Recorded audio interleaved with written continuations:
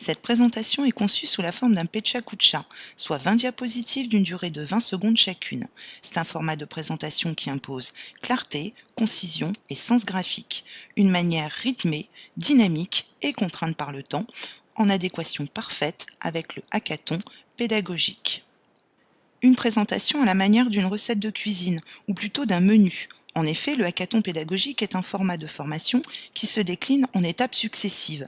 Une entrée, un plat, un dessert, soit une phase de créativité, une phase d'opérationnalisation et une phase de création. Avant de passer à table, tout menu nécessite un peu de préparation. La première étape étant de rassembler les ingrédients nécessaires.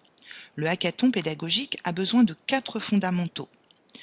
Un ou des objectifs de formation, un sujet, c'est-à-dire le problème à résoudre, un livrable, le tout dans un temps contraint. Objectif, sujet, livrable et temps contraint sont les condiments qui accompagnent les plats du menu.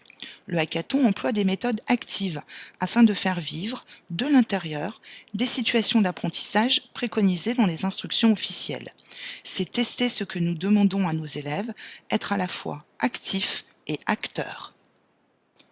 Collaboration, coopération, intelligence collective, stratégie efficiente de travail de groupe, changement de posture, numérique et optimisation des enseignements et des apprentissages des élèves, transformation de l'espace-temps scolaire traditionnel, sont autant d'objectifs auxquels le hackathon répond.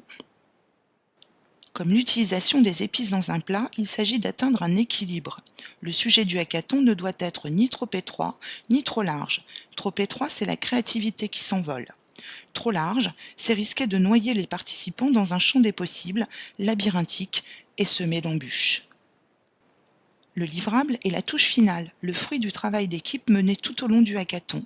Il peut prendre plusieurs formes, une vidéo, un diaporama sonorisé, une animation type stop motion. Tout dépend du temps qui sera réservé à sa conception et bien sûr du matériel dont peuvent disposer les participants. Le dernier condiment est le temps contraint. Prenons un format de formation classique de 6 heures et parlons plutôt de mini-hackathon pédagogique ou de créathon. Les 3 plats du menu devront coûte que coûte tenir dans les délais.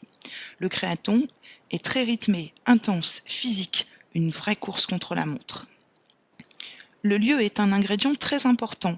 Grand, modulable, il doit permettre à chaque membre du groupe d'échanger et de se déplacer sans déranger les autres.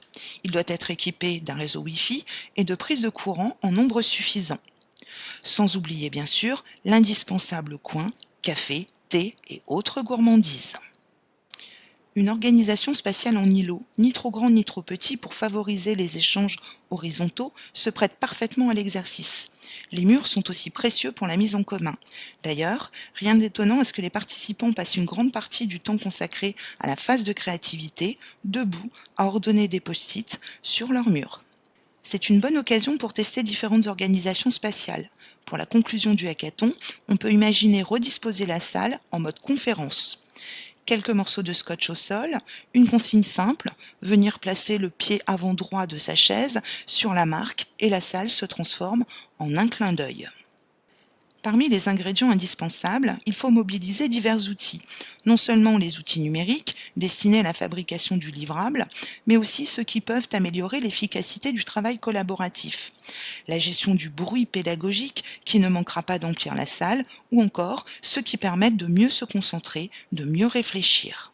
Quels outils apporter? On peut bien sûr fournir des tutoriels en fonction du format du livrable et du matériel numérique mis à disposition, mais aussi des stratégies d'organisation de groupe, en confiant par exemple une tâche spécifique à chacun, un maître du temps, un maître du silence, un chargé de communication, un responsable des ressources.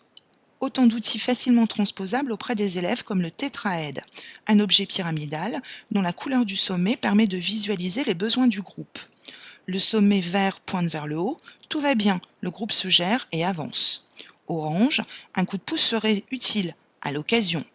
Rouge, une aide d'urgence est nécessaire. Dernier ingrédient de la liste, une ambiance bienveillante et chaleureuse, agrémentée de boîtes mystères, marionnettes de doigts, boules anti-stress, friandises et chocolat. Bref, de quoi relancer la machine créative lorsqu'elle s'essoufflera un peu. Rien de plus normal d'ailleurs. L'exercice est intense. Il faut savoir s'accorder de petits moments de pause, de détente. Passons maintenant à table, en commençant par les amuse-bouches. L'activité brise-glace, permettant aux membres de chaque groupe de faire connaissance et de créer un premier élan de cohésion. Ludique, c'est la première occasion pour chacun de mettre ses compétences au service du groupe et de montrer son engagement dans les activités du hackathon. L'entrée est servie, la phase de créativité. Il s'agit d'amener les stagiaires à dépasser leurs pratiques individuelles et à mettre en œuvre une intelligence collective. Un brainstorming, une phase de clarification guidée du sujet imposé, dont l'objectif est d'aboutir à un consensus tout en permettant à tous d'apporter son grain de sel. Le plat correspond à la phase d'opérationnalisation. Mettre en œuvre les idées retenues par le groupe dans la phase précédente, afin de créer un scénario pédagogique innovant. Que le formateur se tienne prêt, c'est une phase pendant laquelle il sera souvent sollicité. Le tétraède passera plus d'une fois au rouge. Le dessert est servi, la phase de création du livrable. Il s'agit de présenter la réponse du groupe à la question de départ à l'aide d'une production numérique qui est ensuite visionnée par l'ensemble des équipes. C'est le point d'orgue de la journée. Là encore, des coups de pouce, mais cette fois-ci davantage d'ordre technique, seront demandés. Finalement, c'est l'expérience vécue qui compte, les activités menées étant des prétextes pour faire vivre des situations et des mécanismes d'apprentissage, ouvrir des perspectives, développer ou monter en compétences en matière de travail collaboratif et de numérique. À vivre, à déguster, absolument.